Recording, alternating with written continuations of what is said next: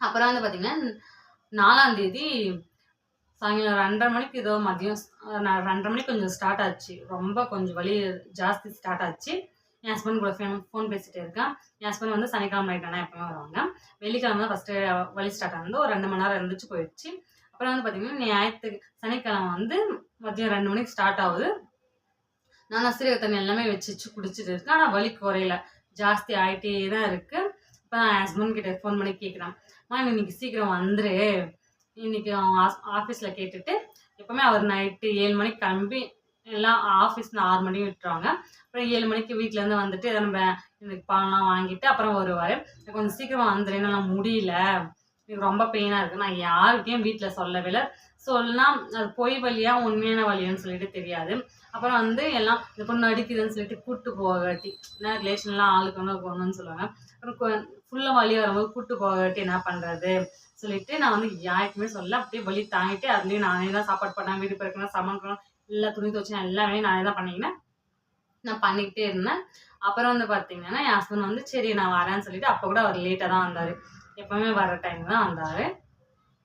எங்கள் ஊரில் அப்போ ஒரு கோயில் திருவிழா, எங்கள் சாமியெல்லாம் கூப்பிட்டு வந்து செஞ்சுட்டு இருந்தாங்க. அப்போ அதுக்கும் என் வீட்டுக்காரர் போய் பார்த்துட்டு வந்துடுறேன்.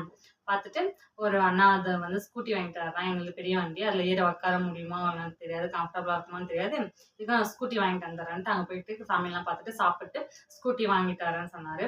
அப்புறம் வந்து ஸ்கூட்டி வாங்கிட்டு வரலைங்கன்னு கேட்டதுக்கு இல்லை வேணாம் நம்ம வண்டியிலே அட்ஜஸ்ட் பண்ணிட்டு போயிடலாம் சொல்லிட்டு வந்துட்டாங்க. சனிக்கிழமை ஃபுல்லும் என் வீட்டுக்கார கையை இப்படி பிடிச்சவ ஒரு 10 மணிக்கு அவருக்கு சாமியெல்லாம் பார்த்துட்டு வந்துட்டாரு. 11:30 மணிக்கு இப்படி பிடிச்சவ அப்படியே இப்படி பிடிச்சிட்டே இருந்த வலி வரும்போது இப்படி பண்ணோம், அப்புறம் இப்படி உள்ள சொல்லுவோம், அப்புறம் இப்படி பண்ணோம், அப்புறம் உள்ள சொல்லுவாங்க. அப்புறம் அவ்வளோ வலி வலினா வலி. நைட் ஃபுல்லும் சுடு தண்ணி காய வச்சு உடம்பு ஃபுல்லும் ஊற்றிட்டேன், இடுப்பு ஃபுல்லும். அப்புறம் வந்து சீரக தண்ணி நானே வச்சு குடிச்சிட்டேன். இது யாருக்குமே தெரியாது, எனக்கு என் ஹஸ்பண்டுக்கு மட்டும் தான் தெரியும். இவ்வளவும் நாங்களே பண்ணிக்கிட்டோம். அப்புறம் வந்து பார்த்தீங்கன்னா ஞாயிற்றுக்கிழமை 5ஆம் தேதி 3ஆம் மாதம் 2023 ஞாயிற்றுக்கிழமை காலையில் 6:30 மணிக்கு நான் எழுந்துட்டு எங்கள் மாமியார் சாப்பாடுலாம் எந்த வேலையும் செய்யலைன்னு சொல்லியிருந்தேன். இந்த மாதிரி எனக்கு உடம்பு முடியல, நான் எந்த வேலையும் செய்யலை, தண்ணி காய வச்சு அடுப்பில் காய வச்சு நான் ஊற்றிட்டு நான் ஹாஸ்பிட்டலுக்கு போகிறேன் சொல்கிறேன். அப்போ என்னோட மாமியாரோட அம்மா சொன்னாங்க, இவன் பொண்டாட்டிக்கு பிரியாணி வாங்கி கொடுக்குறேன். எனக்கு அப்போல்லாம் நான் நான்வெஜ் சாப்பிட்டு இருந்தேன், இப்போ நான்வெஜ் விட்டுட்டேன். அப்போலாம் எனக்கு பிரியாணினா அவ்வளோ உசுறு, கறினாவே அவ்வளோ உசுறு, நான் அவ்வளோ நான்வெஜ் சாப்பிடுவேன் பைத்தியமா. அப்போ வந்து சொன்னாங்க பிரியாணி வாங்கி கொடுத்தா அவன் பொண்டாட்டிக்கு இது போய் சரியாக போயிடும் சொல்லிட்டு சொன்னாங்க.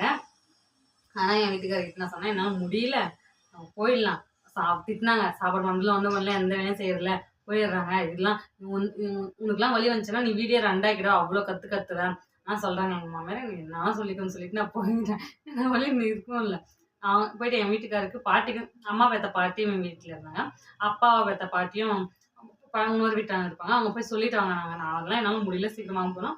ஆனால் எங்கள் மாமியார் வந்து உங்கள் வண்டியை வந்து எங்கள் மச்சினார்கிட்ட கொடுத்துட்டு செலவு வாங்கிட்டு வா, அது சோப்பு அப்புறம் வந்து பவுடர் அந்த மாதிரிலாம் ஒரு அண்ணா வருவாங்க காரில், அவங்ககிட்ட போய் செலவு வாங்கிட்டான்னு சொல்லிட்டாங்க. எங்கள் மச்சினாரும் வண்டி எடுத்துகிட்டு போயிட்டாரு. வலியில் துடிக்கிறேன், ரொம்ப வலின்ட்டு முடியலன்ட்டு.